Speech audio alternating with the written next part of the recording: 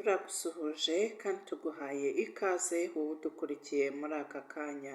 Niba udukunda ukaba ukunda n'ibiganiro byacu, turagusaba gukanda kuri subscribe, ayo magambo atukura ubona iburyo bwawe niba utarabikora. Ibyo bizatuma udacikanwa n'ibindi biganiro byacu.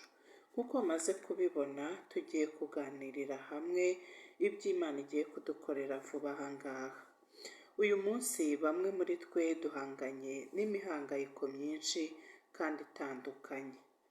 Bamwe muri twe tubona inama zo guhangana n'iyo mihangayiko tuzikuye mu ijambo ry'Imana, ari ryo benshi bita Bibiliya.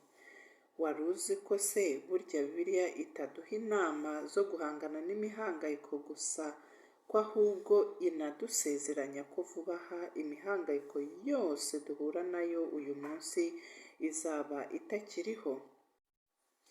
Wakwibaza uti se izavaho ite? Izavanwaho nande?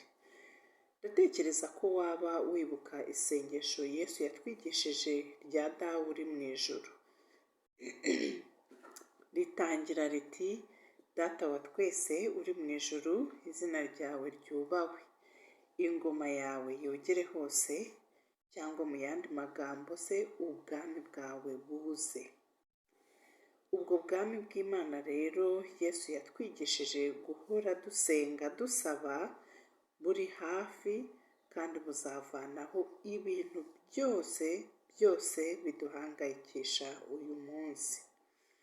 Mu gihe ubwo bwami buzaba butegeka, ntabwo tuzongera gutekereza ko imihangayiko yigeze ibaho. Ibintu byiza rero ni iby'Imana itanga amahoro iduteganyiriza vuba aha ngaha. Iduha isezerano rigira riti: nzi neza ibyo ntekereza kubagirira.